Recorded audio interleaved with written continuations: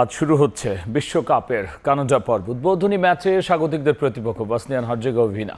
তার আগের রয়েছে জমকালো আয়োজন। বলিউড সেন্সেশন নোরা ফতেহির সঙ্গে পারফর্ম করবেন বাংলাদেশে আমেরিকান শিল্পী সঞ্জয় দেব।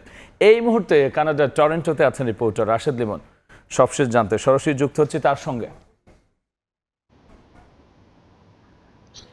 এই মুহূর্তে যদি বলি এই টরন্টো সিটিতে অর্থাৎ এই যে তিন আয়োজক দেশ কানাডা, যুক্তরাষ্ট্র এবং মেক্সিকো, এবং সেক্ষেত্রে কানাডার ক্ষেত্রে কিন্তু আজকে একটি সবচেয়ে বড় দিন, আজকে একটি ঐতিহাসিক দিন, কারণ প্রথমবারের মতো বিশ্বকাপ হোস্ট করছে কানাডা এবং আজই প্রথমবার তাদের খেলা মাঠে গড়াবে এবং প্রথম দিনেই কানাডা কিন্তু তাদের প্রতিপক্ষ বসনিয়া ও হার্জেগোভিনার বিরুদ্ধে মাঠে নামবে এবং এ নিয়ে কিন্তু আসলে আমরা দেখেছি পুরো শহর জুড়ে কিন্তু একটা উত্তেজনা বিরাজ করছে, বিশেষ করে ডাউনটাউন এলাকা কিংবা যেসব যে স্টেডিয়াম অর্থাৎ এক্সিবিশন সেন্টার বা ওই এলাকা অর্থাৎ টরন্টো স্টেডিয়াম, যেটি আগে ভিএম স্টেডিয়াম নামে পরিচিত ছিল, সেই স্টেডিয়াম এলাকায় কিন্তু বেশ দর্শকদের বেশ হাঁকডাক আমরা দেখেছি। বিশেষ করে গত কয়েকদিন যখন খেলোয়াড়রা প্র্যাকটিস করছিলেন যে মাঠগুলোতে, সেখানে গিয়ে দুই পক্ষেরই কিন্তু সেখানে গিয়ে দর্শকরা বিভিন্ন জার্সি পরে বিভিন্ন প্ল্যাকার্ড নিয়ে তারা কিন্তু আমরা দেখেছি যে খেলোয়াড়দের কাছে তাদের অটোগ্রাফ দিতে বা তাদের একটা কি বলে উৎসাহ দিতে কিন্তু তারা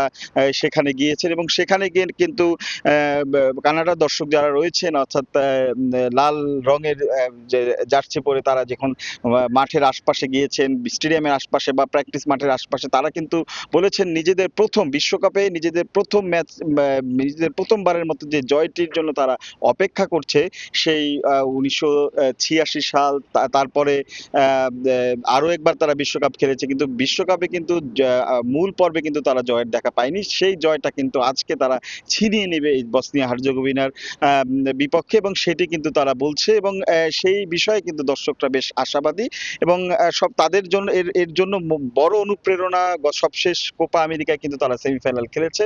তবে বসনিয়া হার্জেগোভিনাও কিন্তু কোনো অংশে কম নয়, তারাও কিন্তু আসলে ইউরোপের অনেক বড় বড় দলের সঙ্গে টেক্কা দিয়েই কিন্তু তারা এই নিজেদের অবস্থান নিশ্চিত করেছে এই বিশ্বকাপে। সেক্ষেত্রে তারাও কিন্তু জয়ের ব্যাপারে আশাবাদী এবং তারাও বলছে, তাদের দর্শকরাও কিন্তু বলছেন যে তারাও একটা বড় সমর্থক দর্শক মাঠে উপস্থিত থাকবে খেলোয়াড়দের উৎসাহ দেওয়ার জন্য।